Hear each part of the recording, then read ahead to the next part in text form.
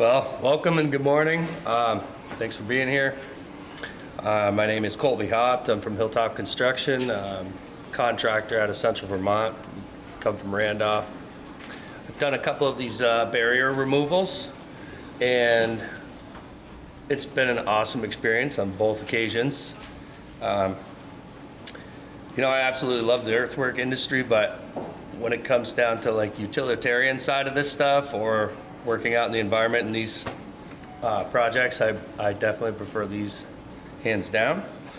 I guess I'm supposed to be giving like tips on bidding, and I wish I had some kind of secret handbook I could help you all with, but I don't. It's a lot of it to me is common sense stuff where I think some of the most important things are like you really need to put the boots on the ground, take a look at the job site and do a lot of the logistics of it, and make sure you pay attention to all the details in the bidding process, because there's a lot of stuff in the bid items that can be lumped together, and if you don't catch that when you're bidding it, it can be it could be catastrophic for you, I suppose. But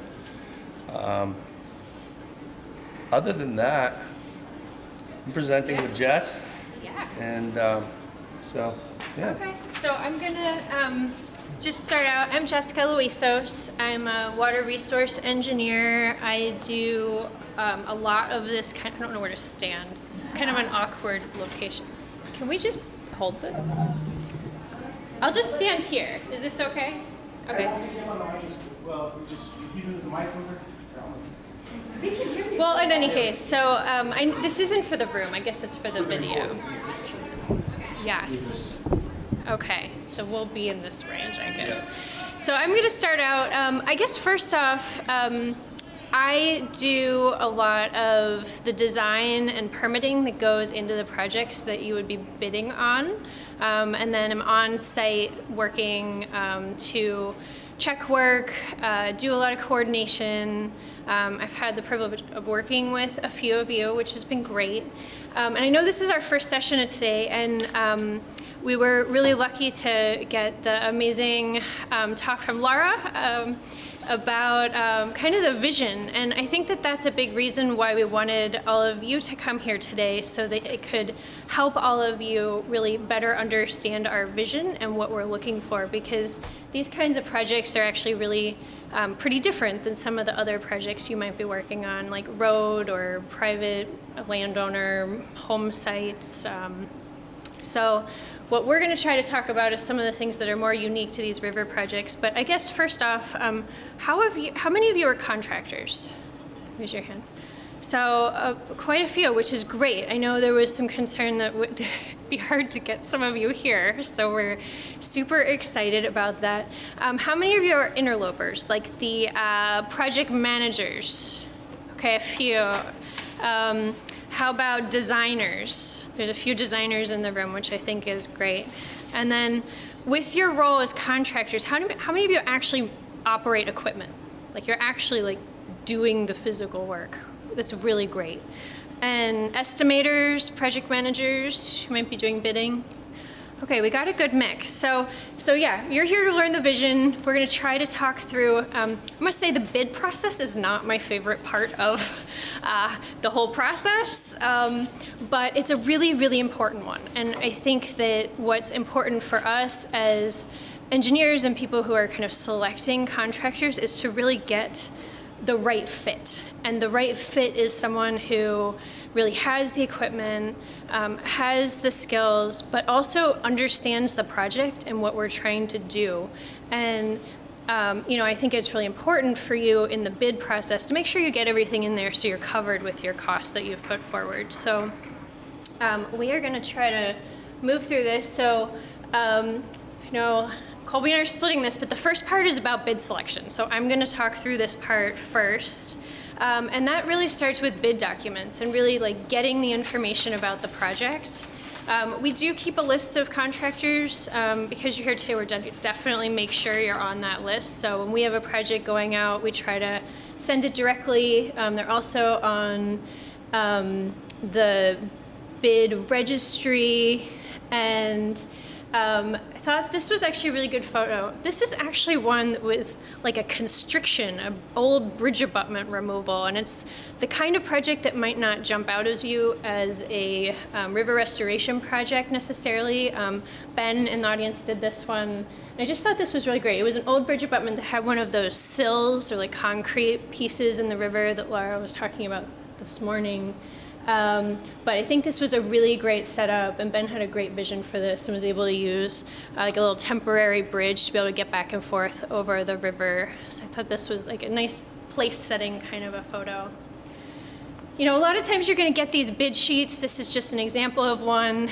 And because a lot of the projects are funded with grant funding, we have a lot of lump sum items. Like, we want to have a pretty good sense of like how much it's going to cost, and therefore it's kind of on you as estimators to really understand what's in each of those bid items and kind of make sure you're covered when you're putting in that lump sum cost. But you know, with river projects, there is often some variability in what the quantities might be. You know, we've often done sediment probing and tried to understand what the depth of the river is. You know, a lot of these projects we have no idea how deep the dam is. We tried to figure it out, but you know, Becky's nodding her head on a project we did with Becky and Ron this summer. The dam was way deeper than we expected, and it was, you know, we had to make some decisions about what that meant. So sometimes, you know, on this particular one, we have kind of a overage estimate. So there's a cubic yard cost in the case that the volumes are kind of more or less than expected within a range. This one was plus or minus 10%. I think pre-bid meeting, whether or not we have a mandatory pre-bid meeting, because I'm not always the one who's like doing these. There's a lot of other people that are putting out these projects, and whether or not it's a mandatory pre-bid meeting, you really need to visit the site and actually send someone who is going to be involved in the project, because sometimes we see people at a pre-bid meeting where they've just kind of sent a token person over to like get their name on the list, and there hasn't been kind of the right person on the site to really like understand what's going on. And that often comes up in our bid evaluation process, where we, you know, really get a sense as to whether or not people understand what the bid includes or not. So first off, what we're looking for, a lot of these projects are not necessarily low bid. You know, obviously we want to be cost effective, and you know, starting with evaluating the low bidder is always important. We have come up with situations where someone put in a low bid, but in evaluating the bids, it came up that they maybe didn't have enough equipment or personnel for maybe the size of the job, or didn't have kind of similar enough experience that we weren't sure that kind of the water control and sediment control aspects were going to be able to be covered. So, you know, we're looking at the cost, we're comparing the cost, but you know, that's not the only thing. So, you know, some of these projects might be asking for specific project references, or you know, even project elements. Sometimes there's ask for a detailed schedule or a water control plan along with the bid, or sometimes that's evaluated maybe with the engineer and evaluation team kind of as part of the bid evaluation process. So this is just an excerpt. I know you're not going to be able to read this, but this is an excerpt from a bid where it actually laid out a really specific selection criteria. And this one included not only the cost, but ability, capacity, and skill to do the services, character, integrity, reputation. So there was, you know, these other criteria that we're taking into consideration. So, you know, by being here today and, you know, kind of putting in some effort to really learn about these types of projects, I think that really, you know, helps with that, especially when, you know, some of these bids are actually evaluated not just by maybe the engineer and the owner, but also by kind of a team of people who have interest in the project, like funding agencies or regulators or project partners might also be really kind of weighing in on the experience piece of a contractor. So this is just a little overview of the things we're looking for, really specific experience within water work. And, you know, with all the flooding that we've had in the last 2 seasons, I think that even people who maybe a few years ago hadn't worked in rivers have gotten some good new experience just based on the amount of river work there's been following all of the flooding.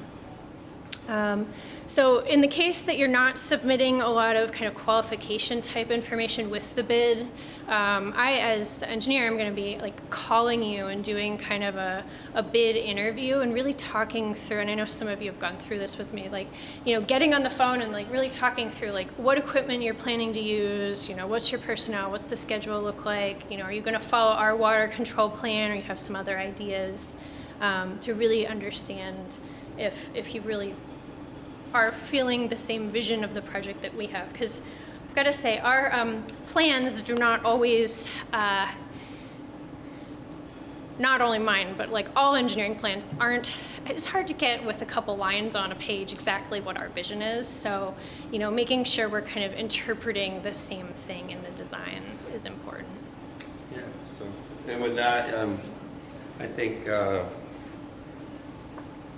you know, every site is different, and it's nice to have a starting point from the engineer's perspective with the plans. The planning you guys do is phenomenal, and it's really critical that, you know, you do a lot of research on it and think about the logistics of actually putting it into place. So the last one I did, it was suggested we're going to do the project in phases, and starting at the dam and working backwards upstream. And I actually requested that we do it the opposite way for a few reasons, one of which was in the event we had a catastrophic storm during the project, I didn't want to see if the dam was gone and we still had a bunch of sediment upstream still, I didn't want to have all that flushed down. And the Stone Environmental was very, you know, they were very helpful and easy to work with in that matter, where they said, yeah, they had some good flexibility, so they allowed us to switch it and pretty much work from the back down. And it was a lot more challenging because at that point we basically had to build a haul road through a wetland, which required a lot of timber mats, and there was a lot of unknowns. And on a lot of these jobs, I think that's something you need to consider and plan for. It's not like digging in a road. Nobody's been there before. You know, it's been 100 years since anybody's played in that mud. So you never know what you're gonna find. And this particular site, as you can see, there was a lot of mud. I think we removed as much as 13 feet of fill through the floodplain here. And it was everything from 3-foot boulders, which would have been like 6 feet high in the mud, to silt below it. So it was really kind of bewildering how that river moved some of those boulders where it did and placed them. But it was great. Excellent project. Really enjoyed doing it. And let's see. So, you know, that's the biggest thing, is be able to picture a lot of the process. And I find researching the plans helps me understand exactly what's to be expected as we go through and create the new habitat. So reading the fine print, that's, you know, the devil's in the details, and if you don't pay attention to those lump sum bid items like Jess mentioned earlier, where things are actually kind of put all into one bid item or criteria, then you can end up in kind of choppy water. So, you know, understand the scope. As far as that goes, I mean, it's a lot of times the questions were like, well, who's doing the LOD? Is that on the contractor? Is that on the engineering? And, you know, it's just all important stuff. And as far as making sure you allot the time necessary to go through the job site and constantly check your grades, make sure everything meets up with the plans, it's all real critical, because you don't want to try and go through something and end up finding out later that you got to go back up and remove an extra 2 feet of fill or something. So, and the habitat creation, that's that's like the fun part, I think. It requires a lot of creativity, and it gives you an opportunity to kind of put your vision to work. So that takes time too. Like the root wad structure, I hadn't done one till this last project, and that was kind of a pain, but we did it. Yeah, that was this picture. That was this picture here. You know, you had to drill and pin all these logs together, and so the details on that were like the trees had to be 16 inches at breast height. Well, once you get to 16-inch breast height trees, I mean, those are pretty big stumps. So then you got to figure out, well, how the hell are we going to move those to the job site? I couldn't find a log truck driver anywhere in the state that wanted anything to do with it. And I ended up pulling up what I needed on my own trailer behind my pickup truck, and I was blessed with having a DOT checkpoint in operation that day. So they had a pretty good laugh when I showed up.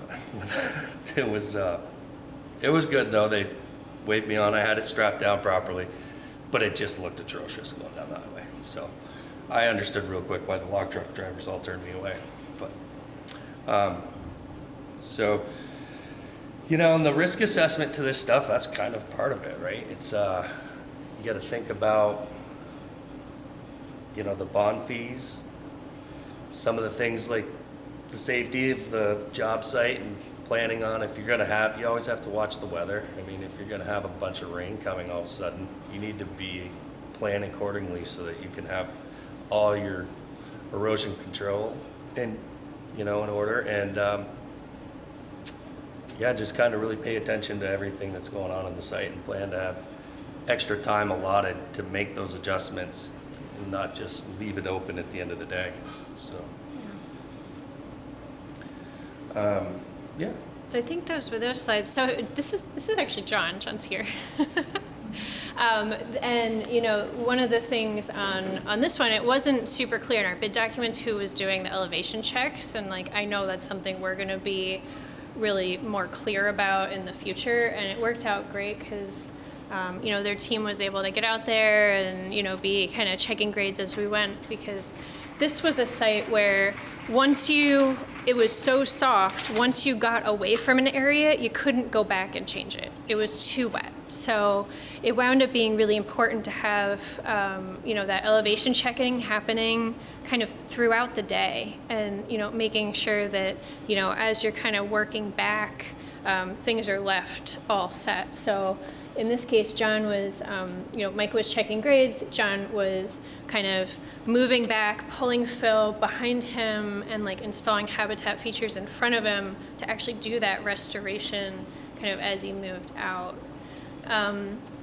You know, and all this really factors into the construction schedule. So Kolbey and I are going to talk a little bit through some of the things that people sometimes miss in bids for these types of projects, with a few examples. So, I mean, one is just really like thinking through the construction schedule, and as he was just saying, like including time for high flows. Like there's going to likely be times when you're going to get a storm and it's going to disrupt your schedule, and you're going to have to pull out potentially or wait, and, you know, kind of factoring that in ahead of time and making sure you're not getting up too close to our in-stream work window dates. Those are much more strict than on other types of projects. You know, so you can't just kind of indefinitely extend projects into the fall past those dates. So a lot really goes into the schedule, and just kind of making sure that you've kind of allotted for that high flow, and thinking through, well, if you do get higher flow, like last summer, flows never went back down. So some of our projects had to come up with some like alternative water control. Like, what are you going to do if the water just stays high? And, you know, kind of being able to think through that ahead of time is helpful, so that, you know, maybe you've thought about a couple different ways to do the project in the bidding process, so, you know, you could kind of pivot within your price there. So this was... Yeah, so this was Camp Wihikawi. We were down near the dam, and it was... the dam's right here. Yeah, so what's on the right side of the photo there was an absolute mud pit, and it was all the sediment we needed to remove behind the dam in order to get the dam out, and it was it was kind of like being a bobber in a pond when you're in the excavator. I put a couple trees down, and you had to get real creative with this stuff, you know. And every time you pick the bucket up, the machine would go. It was pretty fun, but it was a challenge, you know. And we had to work hard to keep the separation, the stream buffer in there, and keep the sediment out, because it was just some of the nastiest stuff you'd ever smelled when you pulled it up. It'd been there for 100 years, and we didn't want to send all that downstream, obviously. So it took a lot of time and effort on both our parts to kind of create it as you go, almost, because you know, this is stuff that you can't really plan for, because like I said, nobody's been in there before. Nobody's done that. So we have another couple of photos here. So this is basically the clean water bypass. This is the river going around the work area. And then there's a series of berms that go up the middle. And then over here is like a sediment settling basin, basically right upstream of the dam. So the dam's down here. I couldn't find a photo that showed the dam. So upstream of the dam, you know, so that's kind of the dirty runoff water that's been kind of seeping through. Yeah, and that was fed by a couple tributaries too that we couldn't have connected at the time because the job site needed to be in between. So it worked out really well for us actually to use the natural landscape to our benefit. So then this is just a little bit upstream with the bypass, original water, like an isolation berm, and then their work area over here. And right there, those were piles of, that was all invasive species. There was a lot of invasives in that project. It was all knotweed, and it was thousands of yards of it. So trying to keep that sorted out was kind of a task in itself, and that's something to always consider too when you're in the spitting process, is how to handle those, you know, the invasive species properly and not be spreading it worse, because one little root or leaf of that stuff, it seems like it could regrow. But It definitely does. So this actually, we were really excited about these photos. We don't always have aerial photos or photos from above, like during construction, but Dana Allen at, what does it say? Fluid State Consulting took this photo during construction. So it's basically an aerial photo of those last two photos we just showed you. So there's a river crossing here, which you can't see because it's in the shadow, but the upper part here has already been like the new channel, and there's still isolation berms along both sides. The river then goes around in kind of a bypass channel of the active work area, where Kolbey right here is like making the new pilot channel in the middle. And then down around the corner, where you can't see on this photo, is where that first photo I showed, where you have the bypass water going around and kind of the settling basin on the side. So it was pretty neat to get this kind of a view, which we don't always get to see. And I know that some of the talks later are also going to be talking a lot about sediment management, but it just felt like this is one to really just still be thinking about at the very beginning of the project. Very similar kind of a situation. This was a project that Markowski did this summer, and it's the idea that your sediment and erosion control is going to need to change throughout the project. So kind of allotting time in your bid for maintaining these things. So the far photo over there is the dam is still in place, and then there's some sediment filter berms and some settling area kind of downstream of the dam. And then after the dam was breached, so in the first photo, like the dam itself is actually also helping with the sediment management.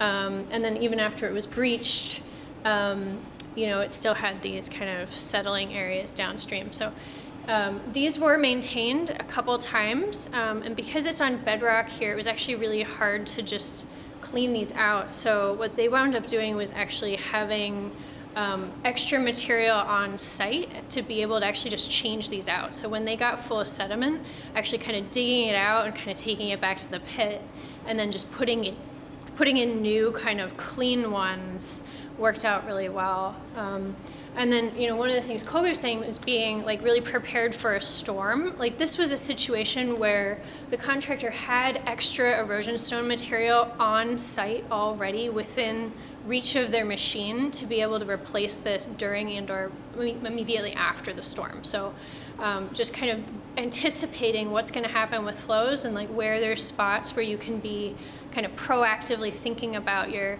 sediment management, sediment capture areas, I think was kind of a nice example, which really leads into this. This is not us, not Kolbey.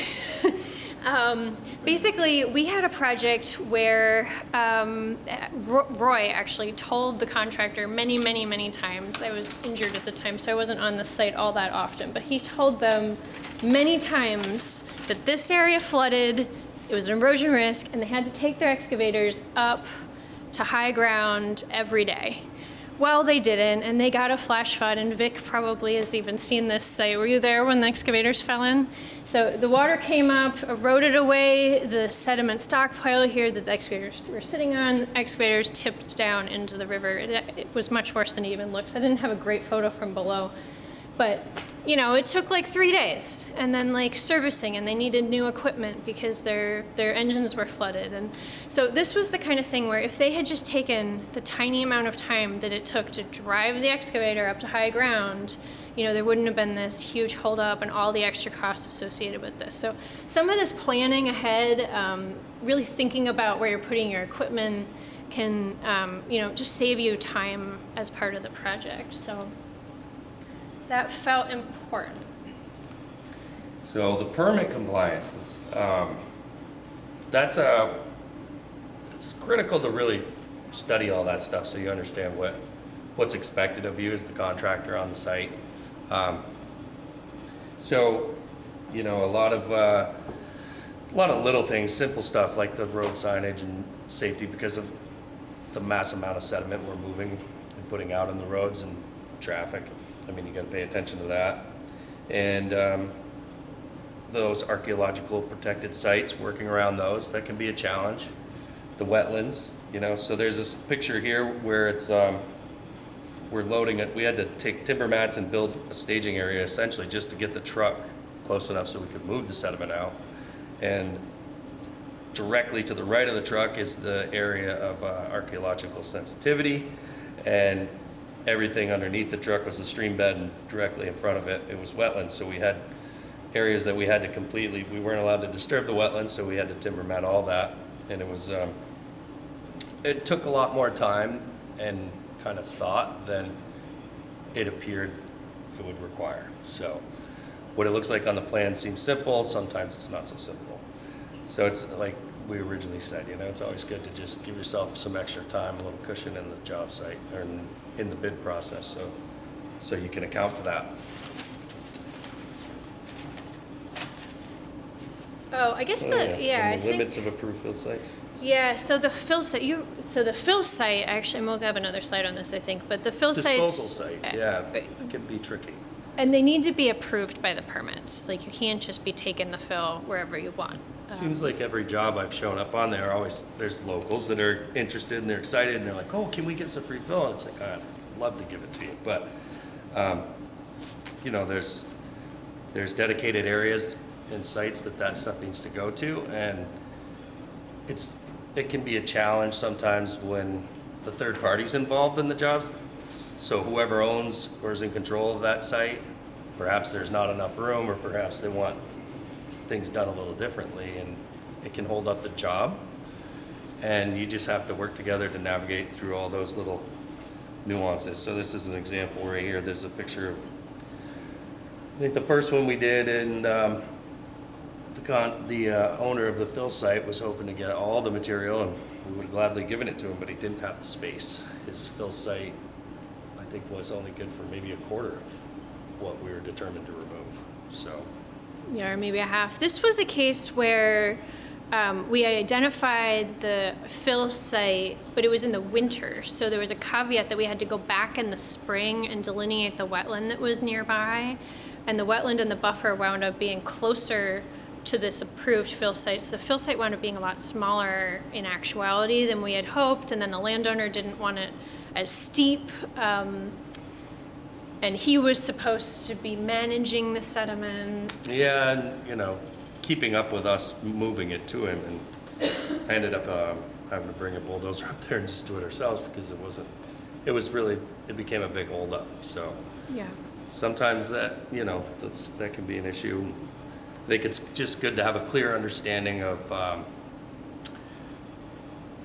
the agreement between and the expectations between the landowner and the contractor. And this is an example of, a few things. So this was a staging area for Camp Wihikawi, and it was actually all on top of a archaeological sensitive site. So we had to lay down road fabric and I think about a foot of gravel Yeah. and make sure and clean it all up. So it's just a little bit of time involved there and being aware of your boundaries and your restrictions. Yeah, so a lot of these sites, because they're so close to so many resources, often the staging winds up being pretty restricted. So I guess in the bid process, it's really important for you to understand like what are the constraints to staging. Sometimes we're not allowed to remove any additional trees other than what's already been approved. Sometimes there's wetlands, so there might be a small area shown on the plans, or maybe it's not even shown on the plans. So this is something to really understand in the beginning, like, are you gonna have to stage off-site? Do you even have space for pickups? Is there, like in this case, this was actually a big task to like cover up this archaeologically sensitive area so that then there's a place to park the equipment. Yeah. So, And it's like you said, you made a good point. I mean, all of them are tight. There's never enough room doing these jobs. Invasive species handling. This is what an exciting chore that can be sometimes. yeah. It's hard to keep all that stuff organized, and so you really have to spend quite a bit of time creating staging areas for it and keeping it all very contained. Containment and is probably one of the biggest pieces, because it's not something you can just keep pushing around with a bulldozer and expect it's not going to grow back. So. Yeah, and it's important. This is something that the people who are paying you like really care about, and the regulators really care about. So coming up with sequencing that actually works to like keep invasive species contained might mean that you're dealing with it first, or you're dealing with it throughout. Yeah. I know, John, would you say you power washed for 3 hours just to be able to like drive down and like clean out the sediment trap before the storm, because all the equipment that they were using in the moment was all, in the Phragmites area, like it was in the invasive species area. So then to have to go and do some other critical piece to like get ready for the storm wasn't just so easy. It's this extra time between phases. And another thing too with the special handling of this stuff, I mean, we anticipated, I think it was going to be in the top 18 inches or 3 feet. It was down as much as 6 to 7 feet down. We were finding knotweed roots, and it makes sense, thinking about it. It's over time that whole dam was backed up and filled with sediment, so that species had been there the whole time, and so it became a lot more cubic yardage of actually dealing with the invasives than was what we were hoping to see. And that's something that's really hard for us to estimate ahead of time, kind of what the volume associated with that is. And sometimes they actually spread between when we do our field work and then we eventually do the design and the permitting and the funding, and then you're actually out there doing it. Sometimes those areas are actually even just bigger than they were originally on the plan. So there's some variability with this kind of work. And then, I think one of the things that we've seen people be really surprised at, you put in the bid, you get the project, and now you're on the job site, and there's some of these materials that are actually hard to get or they're more expensive. So I am famous for putting notoriously expensive, difficult to find seed mixes on these plans. And I think, most of you in the room have come up with this on my projects where all of a sudden I'm like, you need to put seed down tomorrow. And by the way, remember it's the special seed. And then, you can't get a hold of Dan, and then he has some weird species, and then we are stuck in this submittal review process when we really wanted the seed on the ground yesterday, and it turns out it's 100 times more expensive than any other seed you'd ever bought because it's this special seed. So kind of anticipating these special materials, what the extra cost is, how much time it might take to find it, all comes into here. And it's not just the seed. Like with the mulch, like we don't want just regular hydro seed. You know, if you are gonna somehow hydro seed, we want it to be like the wood mulch, like natural. And the depth of the mulch too. I know we went through Camp Waikawi with a mulcher and blew the whole thing out. And Jess showed up and she said, "That's not gonna work." So we had to go through and handshake about 3 acres worth of open ground because we just didn't have the depth and the coverage for the seed to actually stay. So that's something to definitely plan for. Those mulchers are great on lawns, not so much in this native environment. Yeah, and some of the habitat elements, I mean, Kolbey was talking about, I mean, this is actually what he was talking about with the logs. Yeah, hauling those, that was, it's my son, he said, "Dad, we should really put some orange paint on the back of these," so I thought that was great. Yeah. But, So, you know, yeah, it's like a pain in the where, butt to move that stuff around. and where are you know. going to find it? So some of this you can't always necessarily find. And the stream bed material is specific to the location. So if you're doing one of the culvert projects and you aren't able to find enough of that natural stream bed material on the site, there's going to be a process for finding it, getting approval of it, making sure it matches the stream. So you know, it's just not any old gravel you got from anywhere else. And you know, we're going to actually be looking for the invasive species specifically with any materials coming onto the site as well. So like, you know, I'm looking at these roots and like seeing if there's invasives like stuck in there. So, you know, that's something that's going to happen. So, you know, really screening materials before they're on site can be important. So access, is Buck here? No, nobody from Adams. So this was a project we did with Becky and Ron this summer. Buck Adams did this project, and there's a dam over here, but I only showed the access road because the access road took about half the time to get it in and get it out, and it took about half the effort, and the dam was like a tiny portion of the project. So this was a unique one. It was just really hard to get at. It's underneath a state highway, very steep. This was one of those spots where permit compliance came in a bunch. There's a town water line right under the surface here, so they couldn't dig down to make this cut fill better.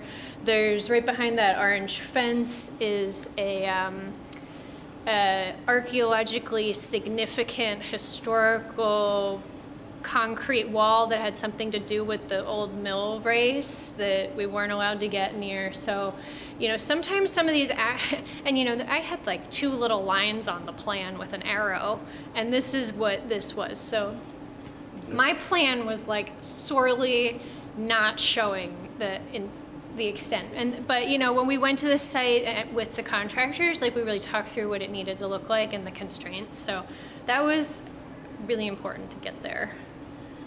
I guess this is another one, access, really difficult. Tom and John did this, where it was really, really soft soils. You can't just drive around.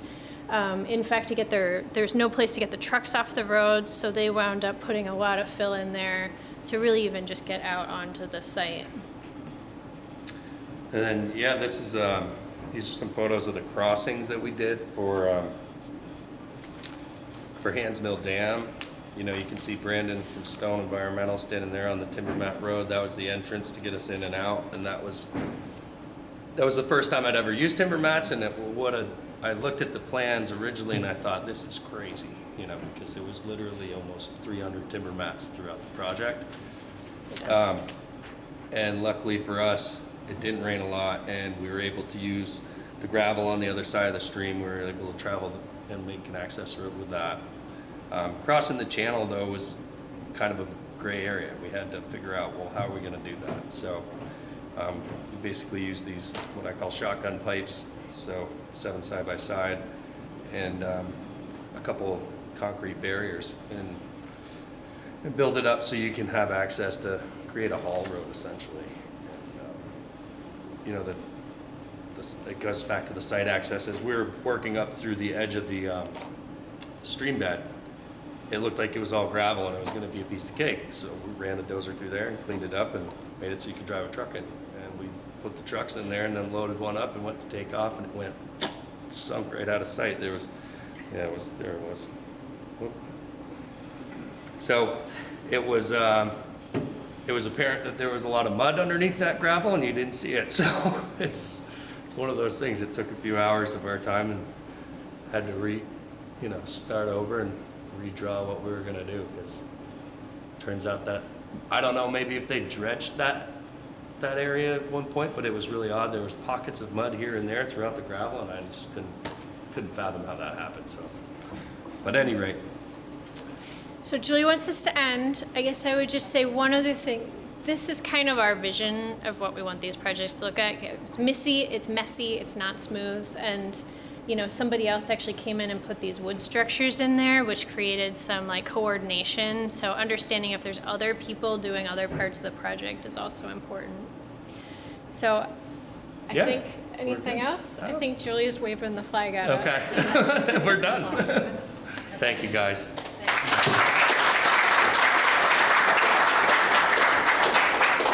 So we have this floating microphone, and it doesn't sound like I'm any louder because it's really for the recording, but it's for folks who want to ask questions. So does anybody have, I have a couple questions, but does anybody have questions for Kolbey or Jessica? I'll hand you the mic. My question is, for you, Kolbey, is how, Julie, is this on? I don't know. It is. Okay. Okay. So what have you learned from your first bid that you put in for Cowie, I think was your first Yep. project, through the next one or two projects that you've done? What did you learn? You guys threw up a lot of stuff up here, special materials, access and all that stuff, but how have you adjusted your bid process? I found that the first one, I didn't pay as close attention to a lot of the details, and I kind of learned the hard way on that one. There was a lot of stuff that was integrated into the common excavation bid item that I wasn't aware of, and just said, no, it's all written out, and I missed it. But so I did a little, it's kind of school hard knocks on that one, but it was good, and it made me pay attention more. Sometimes I like to learn hard way, I think. So, but it's certainly critical to do your due diligence when you're doing the bid, to really consider all aspects of it. And I've learned, I think the most important thing is not to worry about, what the other guy's numbers look like, but more or less what you can do with your time and your funding. So, does that answer your question? It does, yeah. I mean, as Jessica mentioned, it's not always the lowest bid that gets the project. So Yeah. It's probably more. I've lost a few because I was the lowest bid and it blew my mind, and I was like, what? And then I realized it's probably all for the better. So. Yeah. Jessica, I was curious. You have expressed the necessity of folks to be there for the pre-bid meeting. Is there also a chance after that meeting for some conversation between you and folks that are going to? Yes, this is an important part that I didn't talk about at all. Because I don't have any great photos of the addendum process. So yes, typically, we do the on-site meeting, and then there's a question-answer period that usually ends at least a few days before the bids are due. So what we will do is anything that came up during the pre-bid meeting itself, we'll write out answers to all of that. So there's kind of a written response of what we talked about at the meeting. And then, so we'll do an addendum that gets sent out with those questions and answers. And then we'll also have a time period for people to be able to call or email or, just let us know if there's other things there's questions on so that we can get those answers back to people before the bids due. So we typically do at least 2 addendums and have that as part of the process. And are all the details that you mentioned here in the plans that you put out for bid, like the special material requirements? And obviously the access is just a couple of lines sometimes, but Yeah. is that stuff in there? It should be in there, but I've got to say, I'm excited about today, and, I'm going to hang out with this group for the rest of the day because I'm interested in learning how I can do a better job of providing you with the information you need to get the bid right in the first place. I don't like if I miss something on the plans and it comes up a month into construction that, oh, there is no tree planting detail. I really wanted you to stake out the trees, but I didn't tell you that, because that becomes kind of a whole change order process. If I miss something and then if it doesn't fit into the schedule. So all of that is in there. We're typically, attaching permits but occasionally we miss something and then, we have to figure out kind of what that fair process is for adding that and figure out what the cost for that would be, to get that added in. Thanks. Okay, so we have a couple more? Yeah, all right, sorry. I didn't mean to just hold on to the mic. Hi, I'm Joe Roldan with BHP, and this is a question for both of you. So during construction, I've often had the issue of not being able to be at the construction site as much as I would like, given just the amount of money available really for that part of the project. But Jessica, how often do you think is the bare minimum the engineer should be on site for these projects? And Kolbey, how often do you really want the engineer there? I'm interested in what Kolbey has to say on this too. So honestly, I found that having the engineer there to check in throughout the week at least a couple times is very helpful, because a lot of these projects have a lot of turns that are unforeseen. So it's nice to have some feedback and be able to get a quick response on that so you can keep moving and not get held up. Jessica was always there. I think you were there almost every day. Every other day. Every other day. It was, So, looking back at the photos, it was about every other day. yeah, and that was helpful. I mean, there was a massive amount of sediment to remove, and we were trying to keep on schedule, so things changed pretty rapidly on site, and it was very beneficial to have her there as well. Thank you. Just a follow-up question for you, Jess. How do you guide your client or help them understand how important it is to have that engineer on site?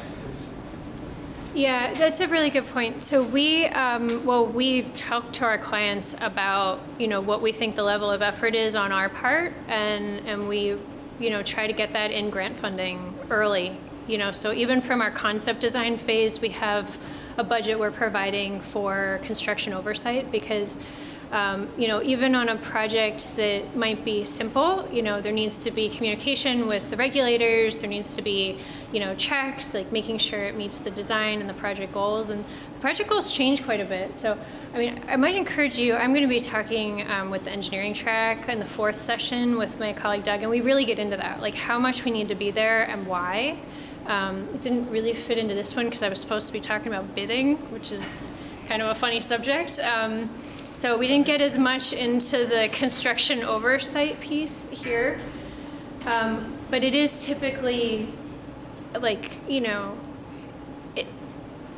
incredibly important times when you're changing your water, maybe from a bypass to your Created channel. Yeah. your created channel, if you're breaking the dam, anytime there's going to be any kind of media or regulators on site, it shouldn't need to be you kind of taking those questions. We should be there to be helping kind of moderate that conversation and really creating that communication between the contractor and the regulators and the clients and the landowners. So Yeah. I think I like to kind of take that role on as the main communicator. Sorry to cut this off, it's a great conversation, and I apologize for like just, the mic over there, and look behind me. I know Zapata has a question, but I think we're out of time at this point, so maybe you guys can just connect outside of this forum. But we have like 4 minutes now, so if you're gonna change rooms, this is the time to do it. Otherwise, in the bathrooms are again out this door to the left, there's water in the back. And thanks again to our